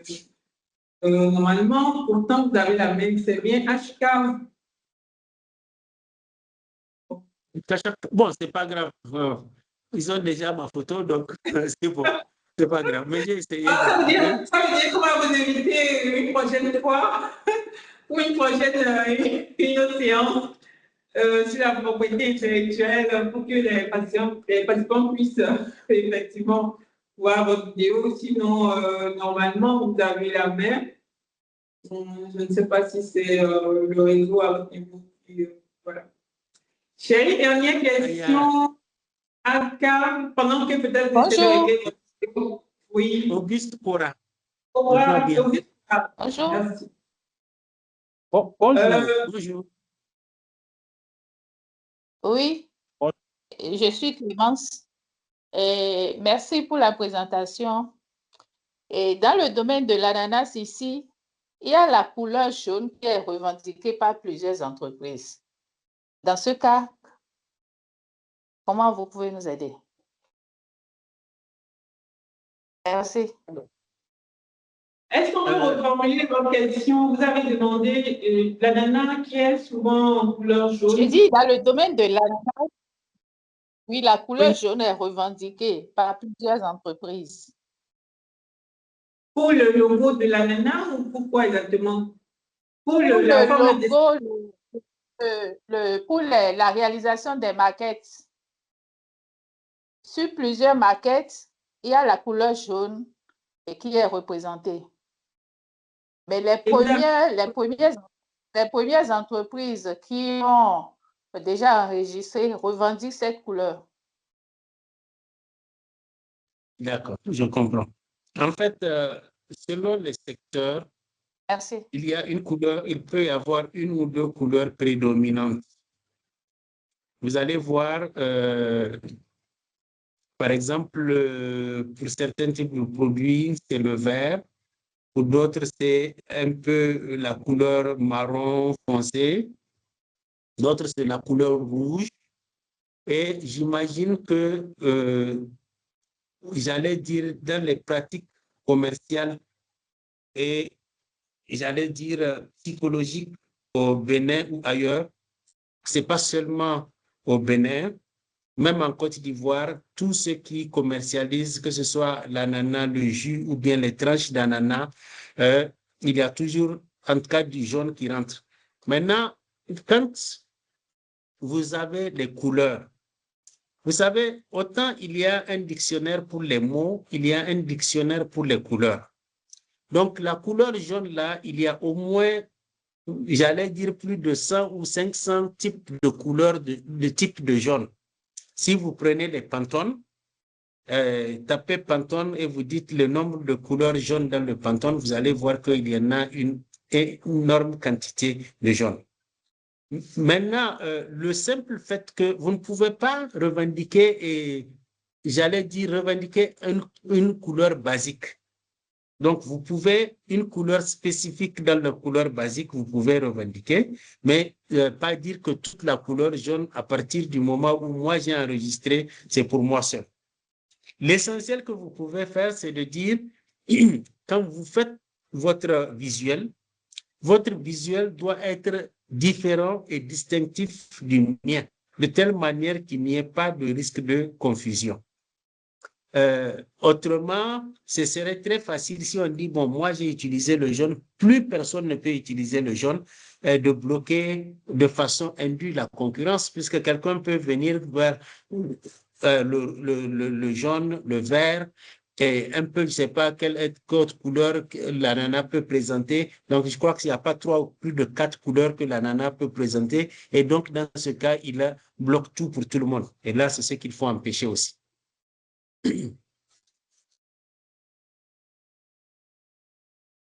Alors, Monsieur Auguste Cora, vous pouvez poser votre question, s'il vous plaît, puisque votre main est levée.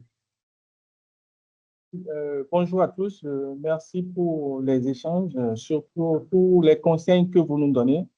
J'ai juste une petite préoccupation que je vais poser pour savoir dans quel cas moi je suis. En réalité, j'ai protégé ma marque au niveau de l'OAPI. Une deuxième fois déjà, j'avais fait déjà une première fois, c'est expiré, une deuxième fois, c'est en cours. Mais la première marque, j'avais travaillé avec un jeune que l'État avait mis à ma disposition. Et quand il a fini son contrat avec moi, il allait reproduire les mêmes produits comme moi, dans les mêmes formats, et en utilisant les mêmes languettes, presque les mêmes couleurs, mais en changeant un peu le nom. Puisqu'il avait ma base de données clients, il a récupéré toute ma clientèle presque et il a commencé par les distribuer les mêmes produits. Bon, j'avais demandé conseil, hein, on m'a dit c'est pas de la contrefaçon, c'est ci et c'est ça. L'institution qui me l'a envoyé m'a dit dans le temps, je peux le traduire en justice. Mais bon, moi jusqu'à présent, je reste perplexe et j'ai dû changer mon branding à cause de lui et j'ai obtenu un nouveau branding. Mais toujours est-il que sur le marché, il est toujours présent et les gens confondent toujours les mêmes produits parce que c'est les mêmes formats qu'ils utilisent. Donc, puisque vous êtes expert dans le domaine, qu'est-ce que vous me conseillez ou comment je m'y prends? Merci. Alors, c'est pour ça que la première chose qu'on dit, c'est de toujours tout clarifier dès le début.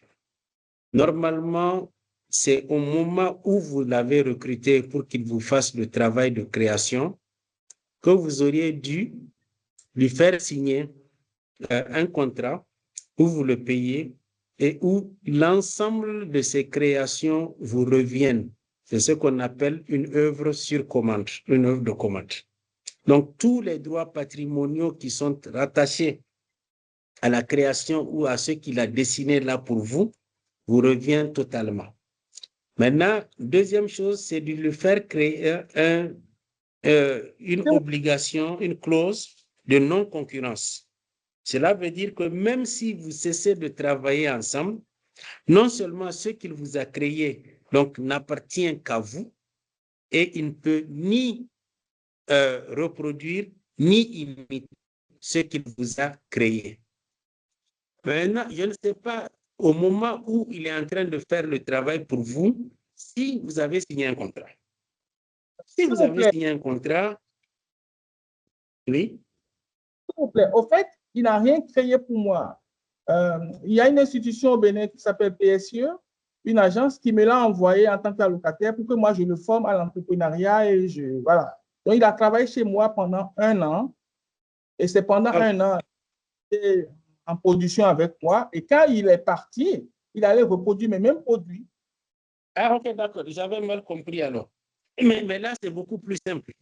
C'est beaucoup plus simple. Là, c'est une contrefaçon. Si vous avez enregistré, c'est une contrefaçon. Il n'a absolument pas. Je me réfère à ce que vous dites, qu'il a reproduit tout.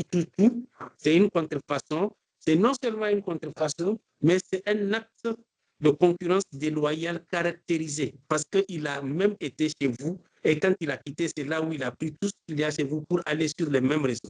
Non seulement vous pouvez le poursuivre pour concurrence déloyale et comme j'ai dit, pour trouble commercial et parasitisme aussi. Donc les trois là, ça passe avec lui.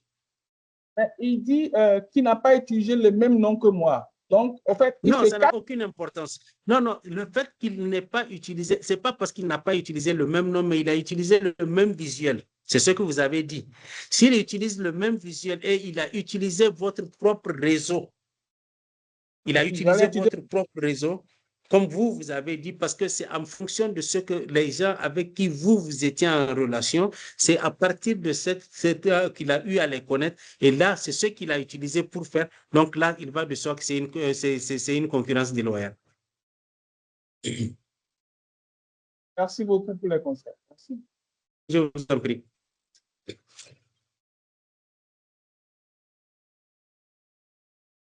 Merci, M. Kaffa.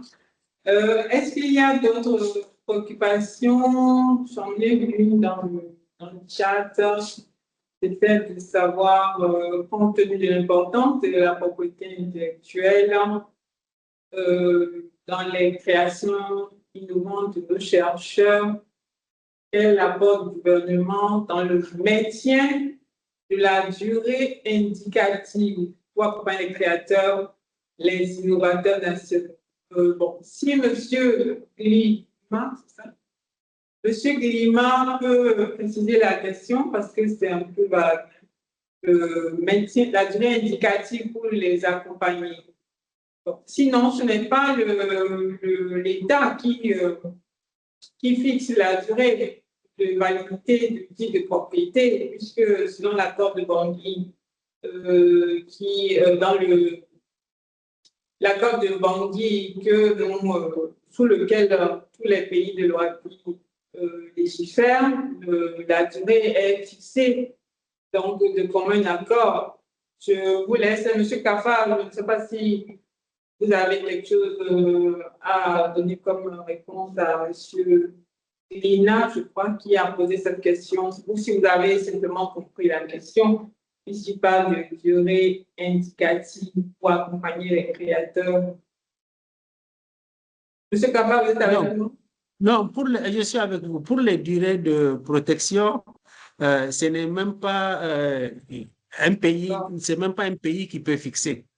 Les durées de protection, en général, les pays le font dans le cadre d'une convention ou des traités internationaux qui fixent des durées minima. Donc, vous pouvez donner plus que ces durées, les pays choisissent. Et comme ici, on est dans un cadre OAPI, donc tout ce qui concerne la propriété industrielle, les durées ne sont pas fixées par le Bénin, les durées sont fixées par l'ensemble des 17 pays qui sont membres de l'OAPI. Et c'est applicable au Bénin et dans les 16 autres pays. Maintenant, en matière de droit d'auteur, donc propriété littéraire et artistique, on a laissé le soin au Bénin de fixer les durées selon les cas.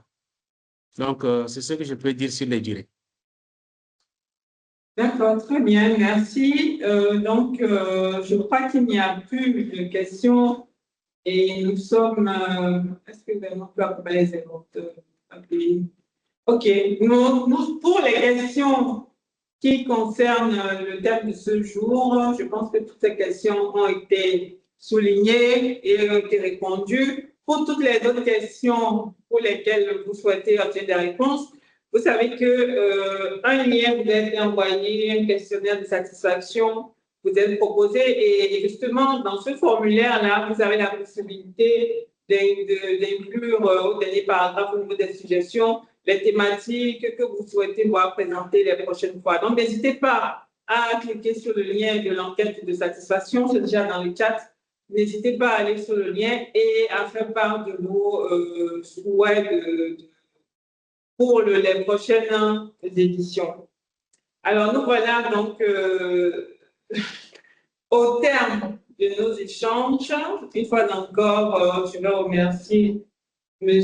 Kaffa pour la présentation vraiment très claire, très simple, très accessible. Le visuel vous sera envoyé de sa présentation.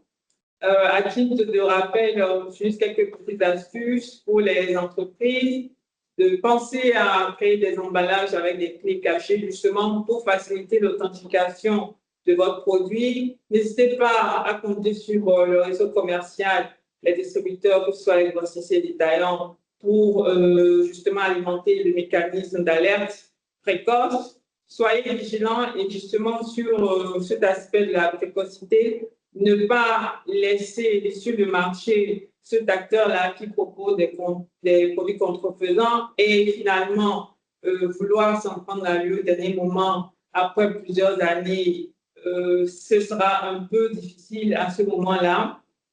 La tolérance, oui, c'est la question de la tolérance. Si vous tolérez sur le marché la présence de cet acteur, il vous sera difficile par la suite de vouloir le dégoûter. Et n'oubliez pas de mutualiser les efforts justement dans ce qui va être mis en place justement pour protéger votre marque, vos dessins, ainsi de suite. Nous voici au terme de cette présentation. Je vais simplement, si M. Kaffa, vous avez un dernier mot, je vais vous laisser la parole avant de conclure. Mon dernier mot, c'est remercier la CCI donc, de m'offrir cette possibilité d'échanger avec des entrepreneurs et remercier aussi tous ceux qui ont participé pour leur aimable attention et vous remercier aussi pour m'avoir invité. Encore une fois, merci, ça a été un grand plaisir pour moi. Merci, c'est un plaisir partagé. Merci beaucoup pour les échanges et votre précieuse contribution qui a permis d'en savoir plus sur la question de la contrefaçon. Merci à tous pour votre participation active à ce webinaire. Je vous invite à continuer à suivre les canaux digitaux de la CCI Bénin pour vous tenir informé de nos prochains rendez-vous. Agréable journée et à très bientôt.